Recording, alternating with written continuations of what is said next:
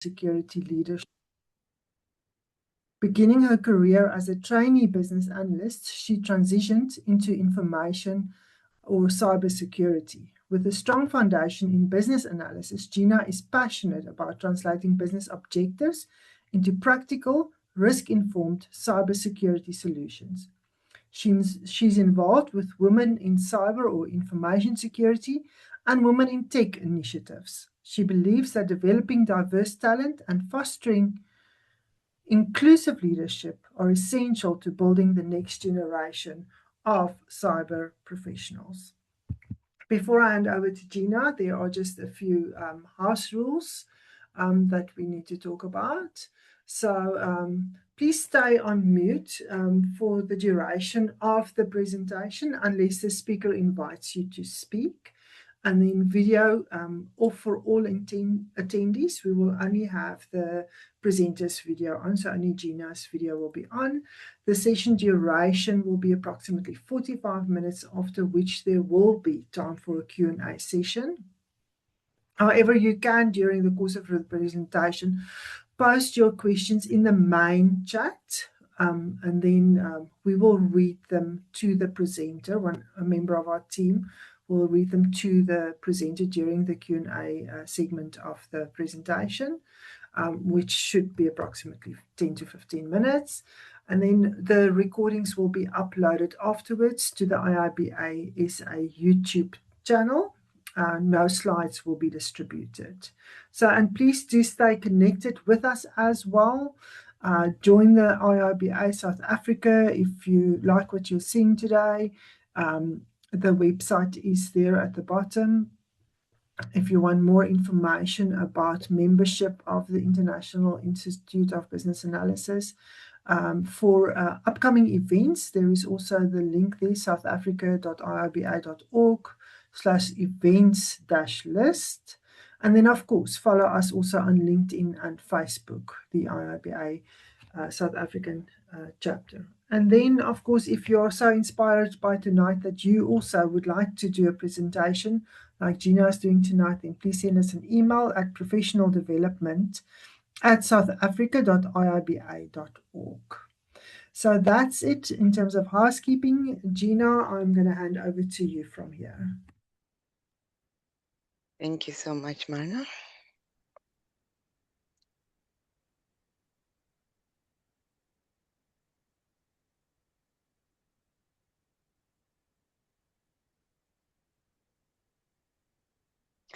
Thank you for the invitation to come here. Today, I'm going to be talking about decrypting change, how data shapes the future, kind of like with business analysis meets cybersecurity so that we can build more secure organizations. Before I get into that, I'd just like to give you a little brief overview of my journey. I started as a business analyst at TransUnion. And then from there, I moved on to Deloitte as an information security consultant. Then I moved into banking as an IT governance officer. Then I moved into healthcare as an information security governance officer. And then I moved into insurance technology at Vitality as an information security officer. And I'm currently a cybersecurity manager for Woolworths. So I've had a span of different industries within my journey, and in that whole journey, having the foundation of starting as a business analyst has been very beneficial for me in that it helps me to translate cybersecurity in a way that business can understand.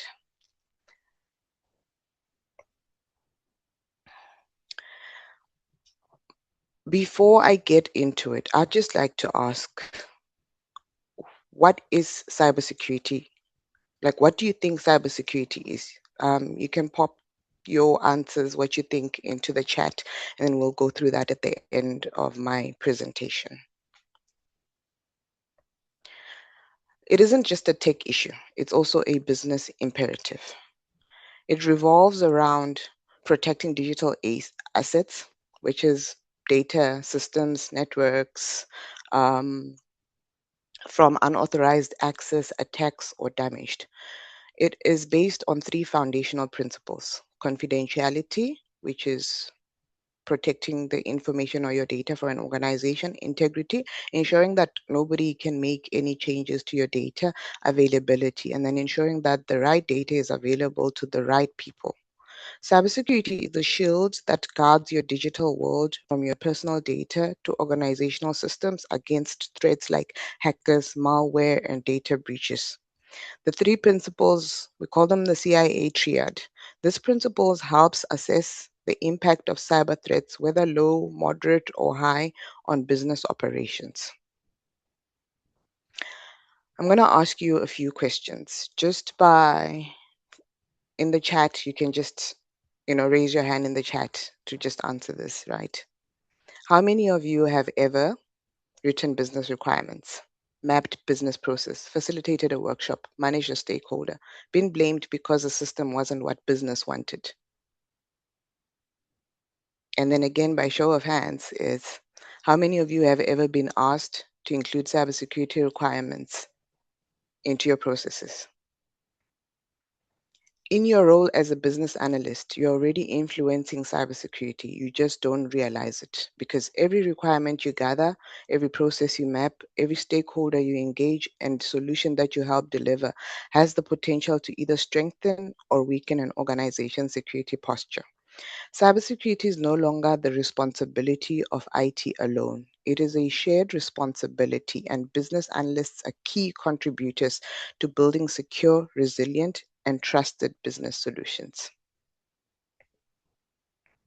Another question. The biggest myth that exists is that cybersecurity belongs to IT. And I think historically it's always been speak to the IT team, speak to the cybersecurity, and that's where cybersecurity used to sit before.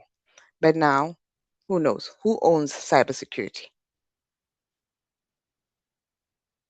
Cybersecurity belongs to everyone involved in business in delivering a business change, whether it be business, architecture, developers, operations, legal, risk, business analysts, and security itself. I mean, most people think that security slows projects, passwords are enough, and multi-factor authentication will stop every attack. Only IT owns cyber, and that's not the truth.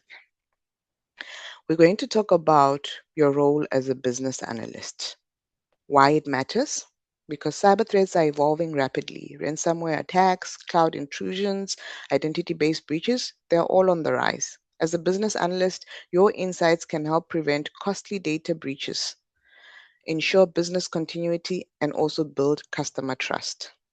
If we look at every digital transformation, there's more data, more integration, more third party risks, more cyber risks. And you, as a business analyst, you sit in the middle of each of this. And here's how you can contribute to cybersecurity. Risk awareness and communications. You translate technical risks into business impacts for decision makers. The same applies to cybersecurity risks. Your process designed with security in mind. You must integrate cybersecurity controls into workflows. Cross functional collaboration. Act as a liaison between IT security teams and business units. Value creation. Advocate for secure by design principles in digital transformation projects. We're going to dive in a little bit more into where business analysis meets cybersecurity, right? Every business analyst's activity has a cybersecurity outcome. If you ask the right questions, you can help build solutions that are not only functional, but secure, resilient, and trusted. Looking at the business analysis activity, what's the cybersecurity impact? What's the business value? Requirements gathering. For cybersecurity, what this does is it identifies security, privacy, and compliance requirements early. As a value, it reduces costly rework and security gaps. Stakeholder analysis. This identifies system owners and data owners, risk owners, and approvers, improves accountability and governance. BA activities intersect with security via requirements, processes, data, key performance indicators. Everything a BA does has a cybersecurity consequence. So, in terms of requirements gathering, instead of asking only, what should the system do? You should be asking, how should users authenticate and what data must be protected? For process mapping, A process map can reveal where unauthorized access or fraud could occur before a solution is built. In terms of data analysis, when you identify sensitive data, you also identify where encryption, masking, retention controls are needed. Stakeholder analysis, knowing who owns the data and who owns the risk is just as important as knowing who uses the system. In terms of key performance indicators and report design, you, as a business analyst, already define success metrics. Aiding cybersecurity KPIs such as MFA adoption or privileged access reviews extends that value.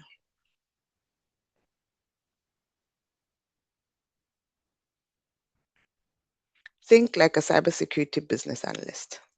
By adopting a cybersecurity mindset during requirements gathering, business analysts help ensure solutions are secure by design, compliant, and resilient.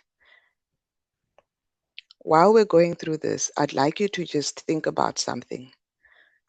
Think of a business analyst question and convert it into a cybersecurity question. You can post one of that questions into the chat as well. We'll go through them at the end of this. Traditional questions would be, what does the business need? What process do we automate? What data is needed? But a cybersecurity question would be, what could go wrong? What controls should exist? Should everyone have access? You play a critical role in making sure that security is embedded into every project by making sure that you ask the right question from the beginning. Beyond understanding what the business needs, you should consider what could go wrong, who should have access, how sensitive data will be protected, and what controls are required. We all know data is the new currency, right? It's one of an organization's most valuable assets. It drives business decisions, customer experiences, innovation, and operational efficiency. We've dealt with types of data such as customer data, employee data, financial data.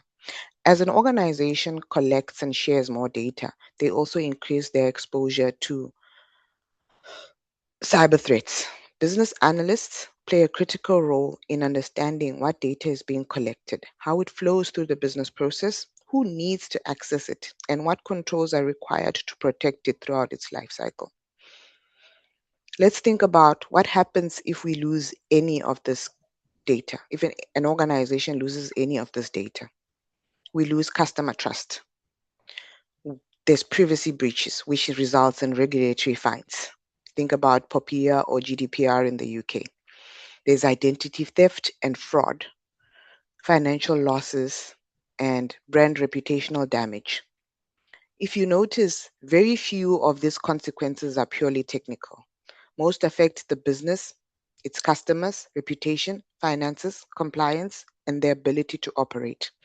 That's why cybersecurity is fundamentally a business issue and not just an IT issue.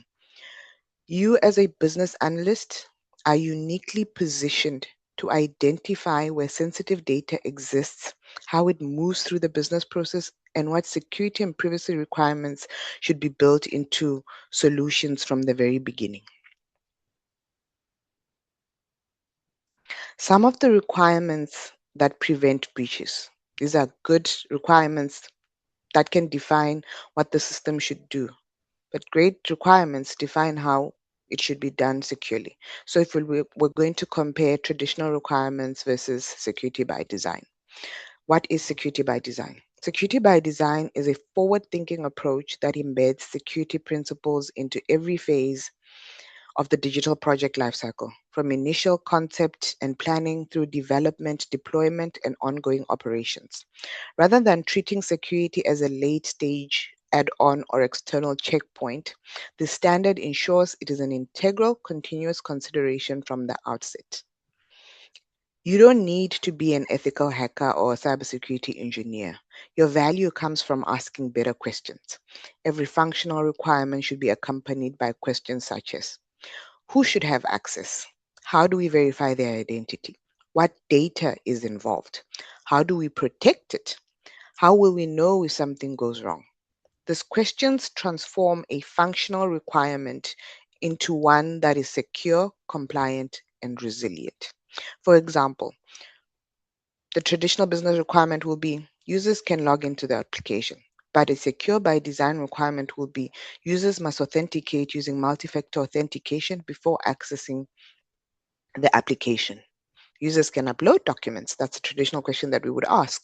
But secure by design would be the system must scan, upload files for malware, encrypt documents at rest, and restrict uploads to approved file types only. Another one is all employees can reset their passwords online. But password resets require identity verifications. We need to make sure that the right person is the one that is trying to change their password. Because if someone gets hold of your account and they're able to reset it, then they have access to all your information. So we must enforce strong password policies. The concept of a human firewall is that security is about behavior, not just technology.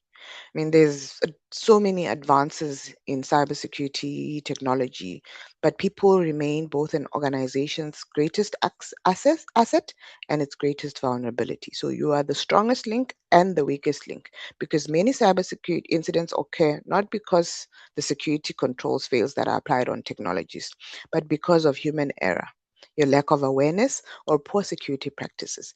Think about if you get an email with a link that you do not know, or you get an email from your boss asking you to make a transfer, you know, how do you verify that it's coming from the right person? How many of us would just look at, oh, it's coming from my boss, it's on the name, and just click on the link and follow, and then we enter our credentials and voila. Creating a strong security culture requires more than policies and technology. It requires people to understand their role in protecting the organization every day. A firewall protects your network. A human firewall protects your organization. Every employee plays a role, and you, as a business analyst, help shape the process, the behaviors, and change initiatives that make secure ways of working part of everyday business. Think before clicking links or attachments. Verify requests before sharing information. Use strong passwords and multi factor authentication. Always report suspicious emails or unusual system activity. Protect sensitive information wherever it is created, stored, or shared. Challenge processes that create unnecessary security risks. How you, as a business analyst, can build a human firewall is through stakeholder engagement. You promote shared ownership of cybersecurity across business teams. Requirements gathering. Ensure that security requirements are included from the start. Process design. Build secure behaviors into everyday workflows. Change management. Help employees adopt new security controls and ways of working. Training and communication. Reinforce awareness of cyber risks and secure practices. Continuous improvement. Use feedback and lessons learned to strengthen security over time. Right now, we've moved into a world where it's AI this, AI that, and it's changed everything. So, what business uses AI? Cybersecurity must secure AI, and as a business analyst, you must define the AI requirements. The future isn't just about adopting AI, it's about adopting AI responsibly. By asking the right questions early, you can help ensure AI solutions are innovative, secure, transparent, and aligned with business objectives. You need to think beyond AI's capabilities and focus on the responsibility and governing AI adoption. Some of the questions that we can ask is look at the data models that are being used to train AI models. Who can access all these AI systems? How are the decisions made? And how sensitive information protected? So look at what information is allowed to be uploaded onto that AI model. What are we putting into ChatGPT, into Copilot? Are we putting in confidential information? If you incorporate security, privacy, and ethical considerations into AI initiatives from the outset, you can help the organization realize the benefits of AI while reducing cyber risks and maintaining stakeholder trust. What can you do tomorrow? So, this is something like what you, as a business analyst, you don't have to be a cybersecurity professional, but what you can start doing. Ask better questions. You don't have to be an expert to make a meaningful impact. By making small changes to the way that you gather requirements, facilitate workshops, and design business processes, you can help reduce cyber risk and ensure security is considered from the very beginning of every project. Cybersecurity is not a separate activity that happens at the end of a project. It is a business capability that should be embedded through the project lifecycle. You have the opportunity to influence better decisions, stronger governance, and more secure outcomes simply by asking the right questions, engaging the right stakeholders, and designing with security in mind. Small actions taken consistently can prevent significant risks and build a more resilient organization. So ask better questions. Where's the sensitive data? Who should access it? What could go wrong if a process fails? Build security into every deliverable. So this means including security and privacy requirements alongside functional requirements. Add security acceptance criteria to user stories. Identify risks during process mapping and requirement workshops. And think beyond delivery. So challenge the assumptions that create unnecessary risk. Consider the impact on people, processes, technology, and data. Promote a collaboration between business and cybersecurity teams. Encourage secure behaviors through effective change management. So every requirement you write, every process you map, and every question you ask is an opportunity to make your organization more secure.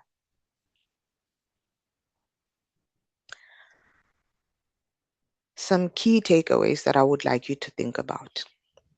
As a business analyst, you don't build a firewall, right? You build better decisions. And what do those decisions do? They build a better, secure organization. Look at, you're already influencing cybersecurity because what? Data drives information, security protects trust, requirements create secure systems, and process maps reveal risks. Cybersecurity starts long before implementation. As a business analyst, do you believe you are a cybersecurity professional? You can put yes or no in the chat. So A or B, yes or not yet.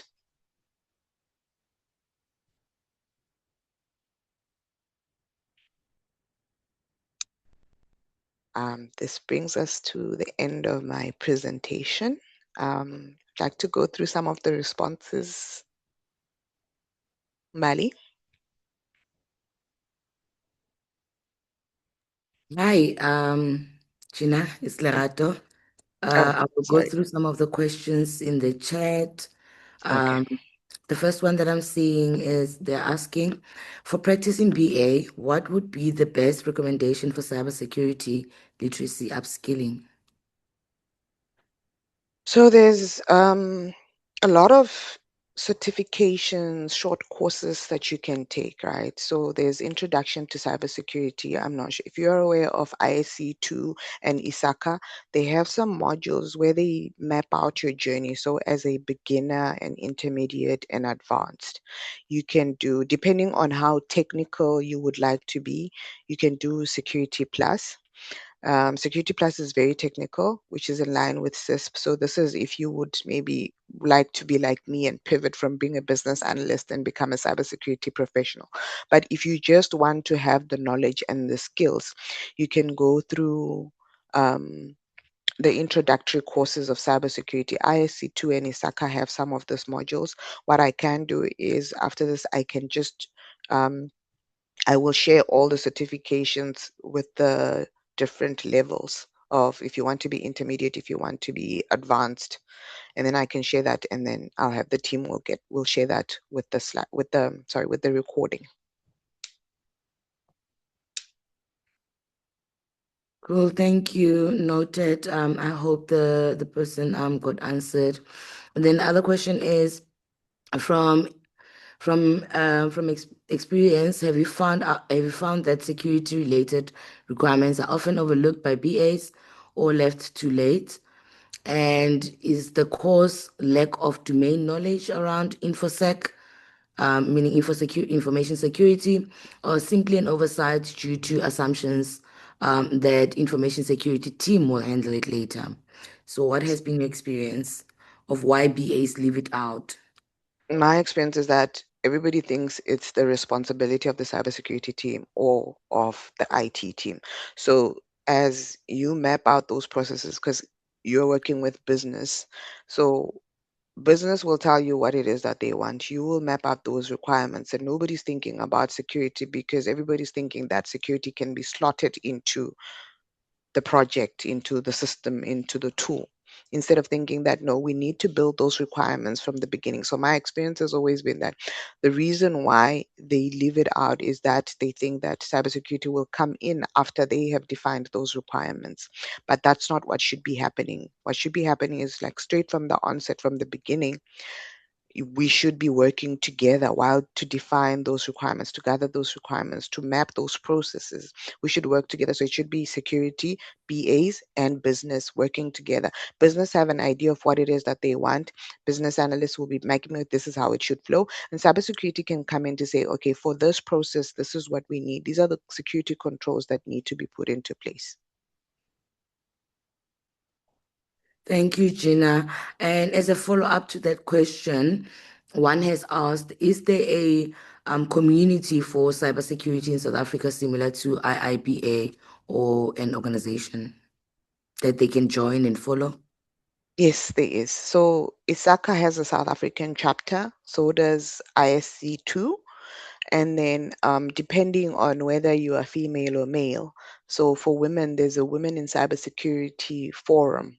You can find these on LinkedIn. There's an also Information Security Network Forum on LinkedIn. So if you just type information security or cybersecurity, quite a few will pop up. There's a lot of forums in there that will help you, that are willing to help. They have courses. They also have like webinars and sessions that you can join to understand a little bit more about cybersecurity. You can also make the recommendation around, this is your role and you would like to learn more about cybersecurity, or what you can do to help assist your work. Thank you, Ginah. I think that those are all our questions. We do have some comments. Okay. Comments like involving architecture and security team during projects initiation helps to ensure crucial aspects such as this are not left out for later. So in agreement with, I think, what you just said. Yeah, that's it from my chat. Okay. I would just like, I did ask, sorry, I just want to go back um, on this, to this question where we spoke about, let's start with you. Like, if I could just have some feedback around how many have been asked to include cybersecurity requirements from the get-go. I know there was a question saying that what is the reason why those are not involved, but I'd just like to find out if there has been anyone who's had that experience where, as they were doing, as they were defining the requirements, cybersecurity was included.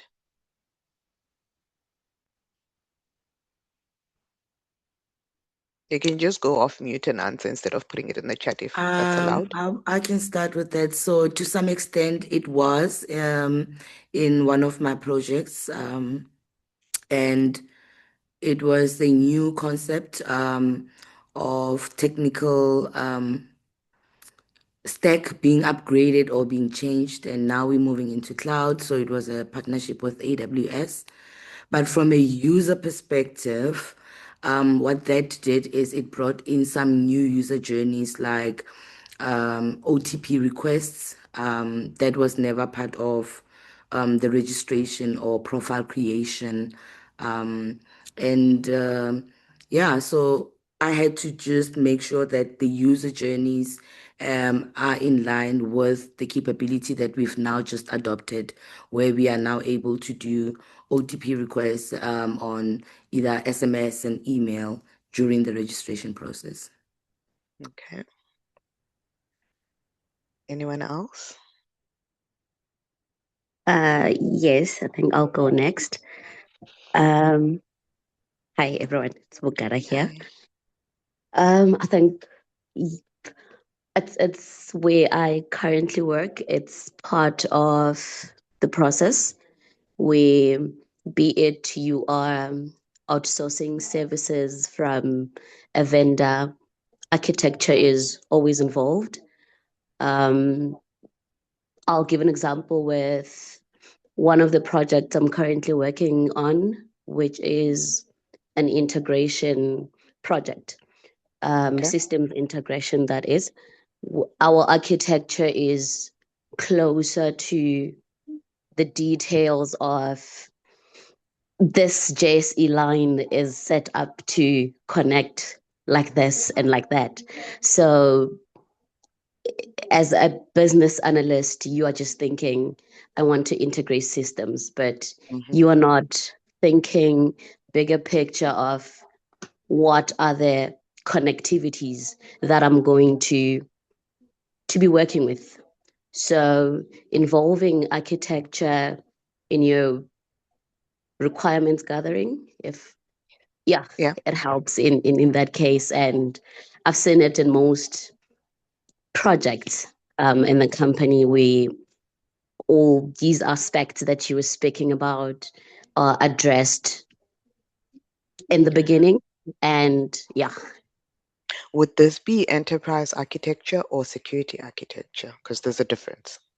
So in terms of, so architecture will look at your design from start to finish, looking at where it integrates, where it touches, how the workflows are going to go, which information flows where. But from a security perspective, the thinking is around, okay, so if this system is integrating with this system, what data is flowing from this to this? What's protecting that data when it's moving, when it's at rest? What are the APIs that are being used here? Are they secure? So, when data flows from one system to another system, is it protected, or can somebody get access to it in the middle of it moving from one system to another? So the reason why I ask which architect is involved in that is I just like to understand, is it from an enterprise perspective or from a security perspective? So from where I sit, I communicate with the enterprise architecture that communicates with a different team, which is our ESPO, the security guys. Yeah. Okay. Oh, okay. So the architect is the liaison between the business analysts and the security teams. Yes, they are closer to our day-to-day business, so it makes it easier for them to speak to the other team and ensure the security is, yeah. Okay. So while you're doing this, do you get any pushback around what the security team tries to have implemented or get jotted down as the requirements? I have not had that experience yet. Okay. All right. Meaning that your area is extremely mature. Sounds like it's a mature practice where they understand the value of having analysis, getting the help it needs early on from all the relevant teams. Because what would typically happen sometimes is why this kind of work sometimes is left to the security teams is you'll find a BA goes and does all this work back and forth with a solution architect of sort, or a data architect or a security architect. And then once they're done with that, they put up a spec, and that needs to be signed off. And it hits the InfoSec guys, they're like, yeah, but we have our own template actually. If you're gonna have some REST API that needs to do a fetch, or that needs to view a post, and for whitelisting and whatnot, your spec is not saying the right thing. And we leave that to us. We will tackle it when the requests come, and whatever authentication methods needs to be used and stuff. And that creates quite a bit of almost a siloed thing, but at the same time it comes across as, no, look, we know what your project is about, and when we need to get involved, you will know, and we will request what we need to request, and we'll give you some sort of a template that you will need to fill as well. So it's kind of refreshing to hear that kind of a matured practice where enterprise architecture has leeway to coordinate and allow the BAs to not sort of be put into a box of, we appreciate you bringing this, but your journey kind of like don't touch my territory. No, definitely. Because I think in a lot of organizations, it'll always be the business analyst will liaise with the business. And then from there, then you take this, you have all your requirements, this is your process, and then you take it to IT. And so what we're trying to get at is let's move away from that, in that let's from the beginning, the requirements, what are the security requirements that we need to incorporate into our projects? We need to look at the full picture, the whole overview. We've got that design that the enterprise architect has given us, and then from there security will be like, these are all the requirements, these are all the controls that we would like to have for this, that you would need to have for your project. And what happens a lot of the time is they will design this thing and at the end come to security and be like, okay, this is what we're doing, this is our project, please approve. And when security says no, what are we seeing at? We're the blocker, because we are saying no, you can't do this, it's not secure, and it's going to cost the organization.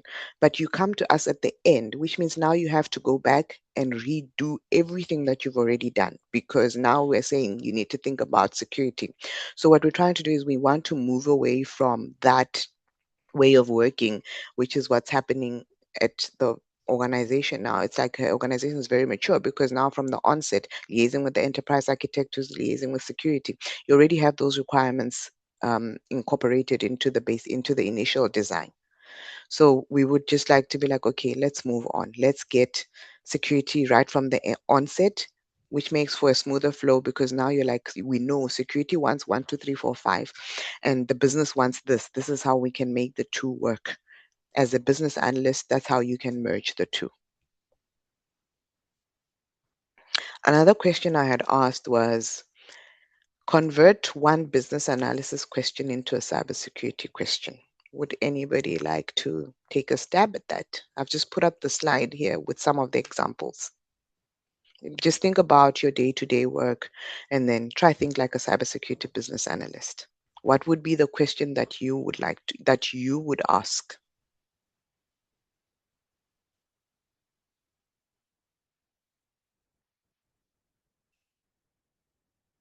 Any takers?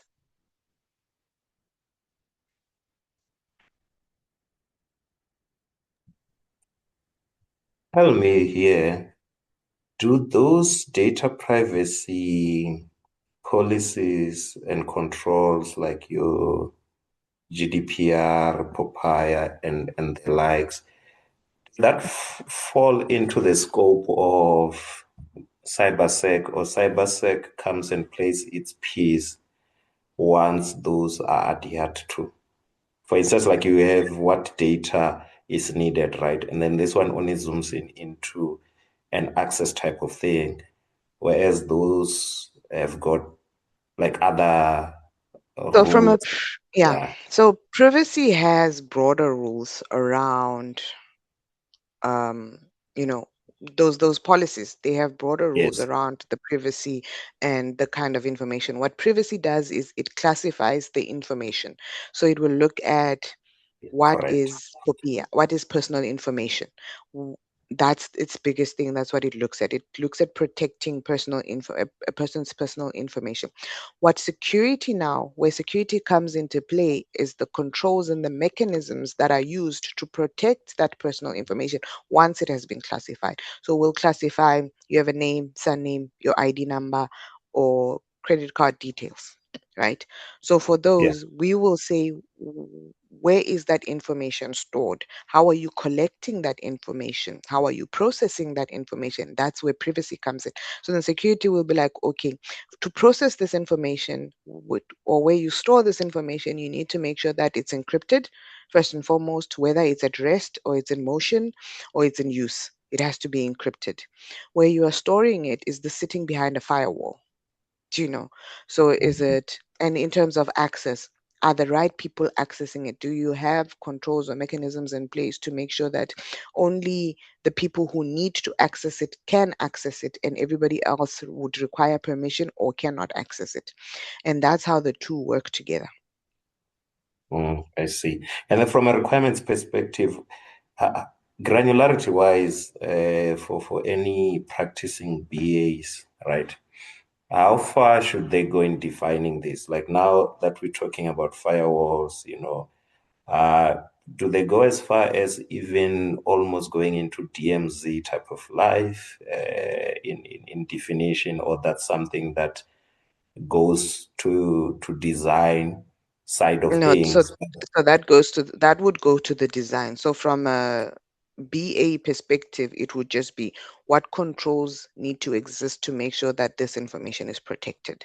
And someone will tell you that it's a firewall. That everything that happens with the DMZ and everything would be then you've defined those requirements and you've said a firewall is needed. When you take that to IT, to your infrastructure, they will know that okay, this is the kind of DMZ based off of the kind of information that is required. So this needs to sit in a DMZ zone, or this is just a standard firewall, it should be fine. That's not the level that a BA should go into unless they have the technical expertise to be able to do that. So they can put it in there if they're very technical. Okay. So then it's almost abstract then Yes. for the BA lens. It's more about who, probably where and when type of questions to be answered, and also which should be protected and so forth, in and out Yes. as well. Yes. So they will ask, what is the data? And so if this is the data, what could go wrong? So if somebody who's not supposed to have access to the data has access to that data, what would happen?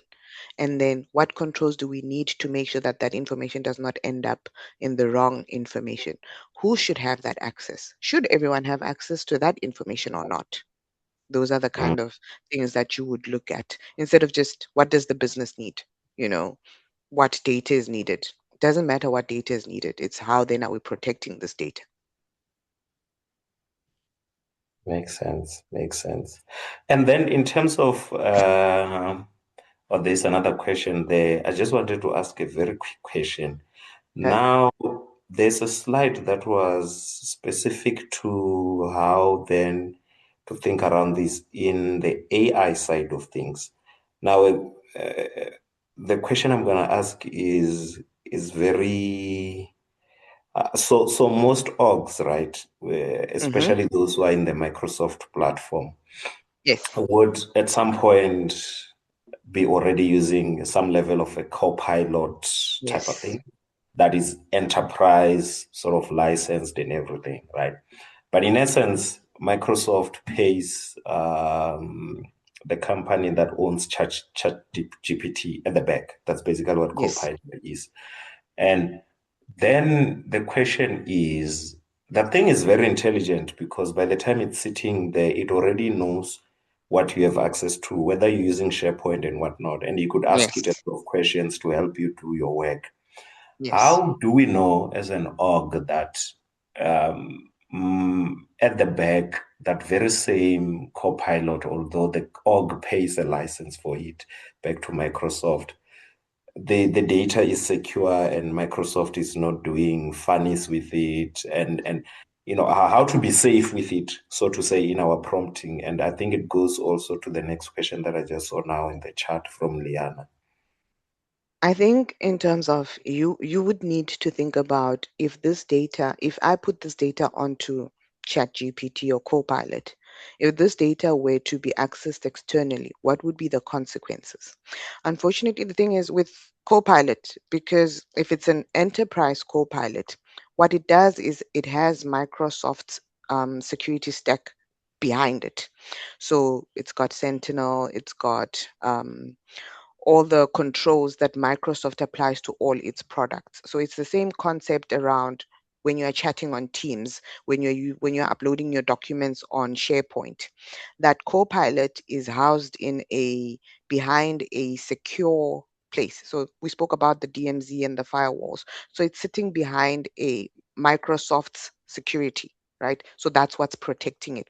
Although it's licensed, it's chosen to choose from like ChatGPT to use its background. What it's done is it's taken that and it's put it in house to make sure that it protects its information. as opposed to if you were using ChatGPT itself, the unlicensed, the free version. When you use the free version, there's no security controls around that. No one is protecting your data. What you put in there, everybody else has access to. They just need to know the right prompt to be able to get. So if I were to go to ChatGPT and say, find me everything around IIBA, if you were to have uploaded a confidential document around IIBA on your ChatGPT and you have asked it to do some work, what it will do is it will bring back everything that was on that document for me, depending on what it is that I have asked, because that's what happens when you're using the free version. But the Copilot, because what's happening is that they've taken it and it's now Microsoft. So if you trust Microsoft to protect your data, that's what's happening with Copilot.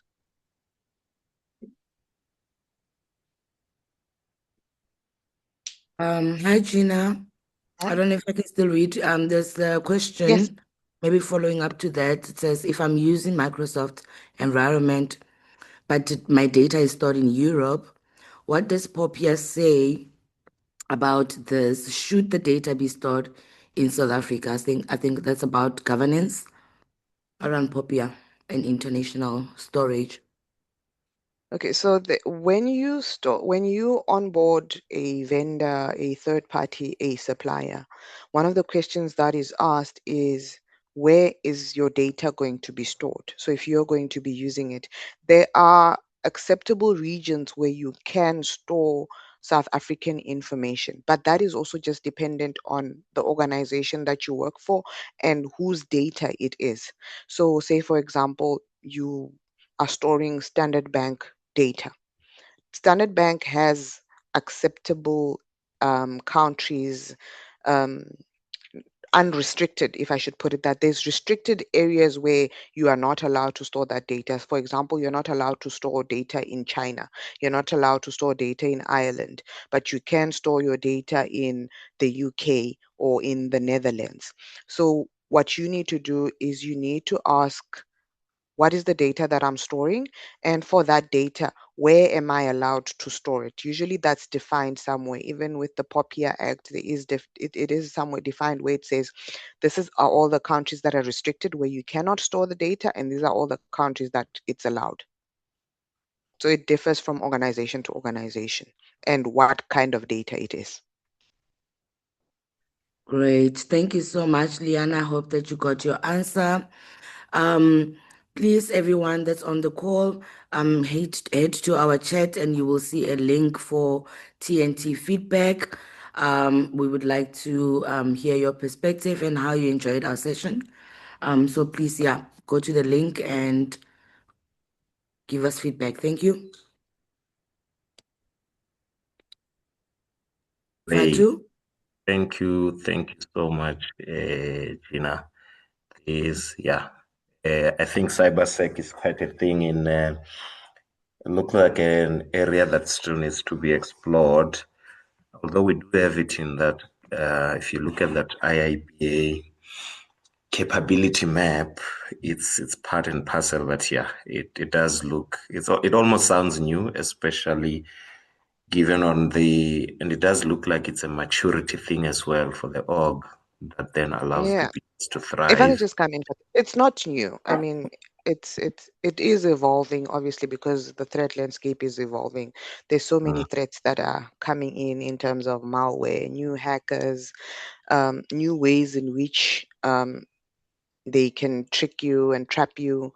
But it's not a new concept. It's just something that we are now picking up, and it's grown so much over the years since I've become involved in it. And what we need to look at is cybersecurity is not a separate thing. And this is not just for work. It's happening in your personal lives as well. I mean, how many people have received emails about a dead relative somewhere where In the they said UK, you, yeah, the UK, where your great grandfather passed away and they've left you an estate with millions. And who doesn't want money? And we're clicking in those things. When did we get? How long have we been receiving those SMSs? Do you understand? And yes, this is like phishing. It's been there, it's been in existence for so long. And now with the introduction of AI, what it's done is it's become a little bit more sophisticated. It's much more difficult to pick up. Back then it was easier because you would see the email address, it would have your name on it, but the email would just be numbers. Now they've come up with new ways to be able to trick you. So we need to think of it as it's not just the responsibility of the cybersecurity team or the IT team, it's everybody's responsibility. And Liana, it's funny. It's now the responsibility of everyone in the workplace, at home. We all need to share that responsibility to protect the organization's data, because information is the greatest organization's asset. Yeah, so it's really it does call for, and it looks also almost like for BAs where the organization is not as matured as Bugara's one, they Yes. probably need to canvas for this to say, hey, look, there has to be a change in a process in terms of the involvement and how we define these requirements, because it is a thing that Yes. in most cases this is mainly defined at a design level, and you have to then try and find a requirement to fit that design type of thing to say, oh, actually from a security perspective, it looks like this should be our requirements. And then it goes back to that last question you asked: how many times were you blamed in terms of what Yes. was built did not meet what was Did not meet asked? the requirements. Yeah. Yeah, so So I it's think really the takeaway from this would be I encourage everyone when they go back to work to go have a chat with their security teams, to mm, now start thinking about how can they be that bridge? How can they bridge the gap between business, IT, cybersecurity, and make sure that solutions going forward, you know, have security in mind, are more secure. yeah, perfect. Agreed. Makes a lot of sense, and this has been quite a learning. So thank you so much.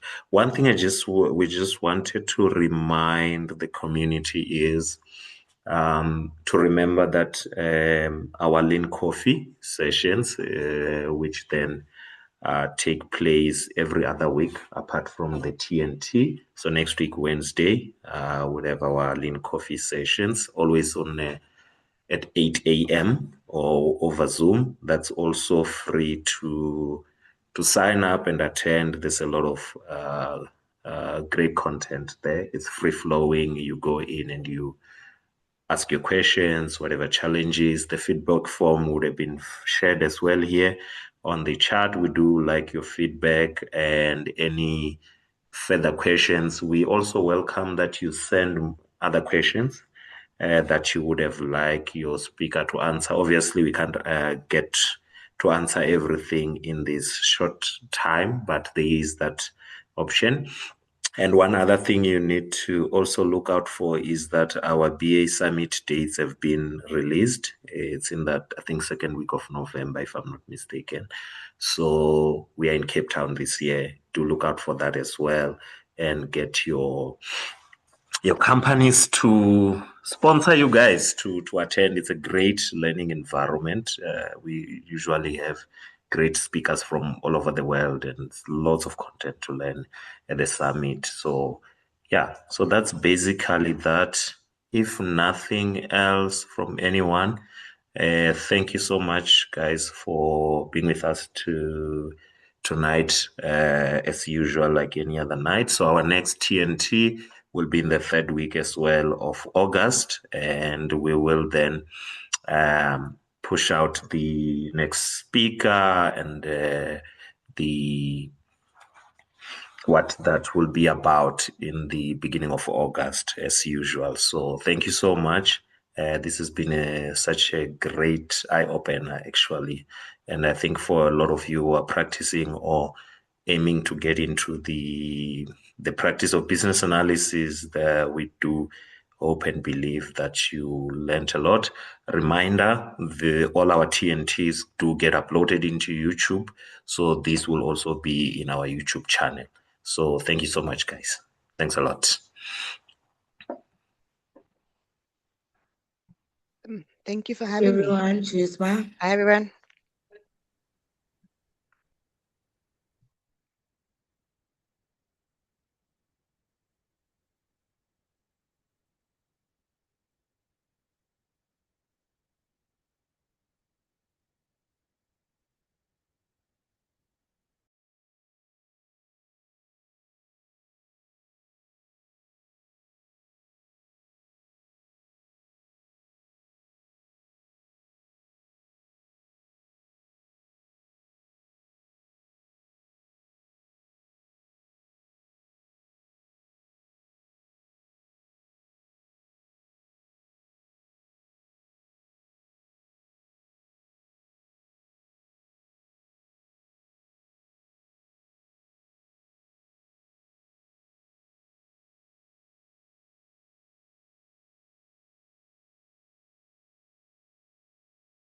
So thanks, guys. This is only us now, right? I Yes. need to then stop that recording and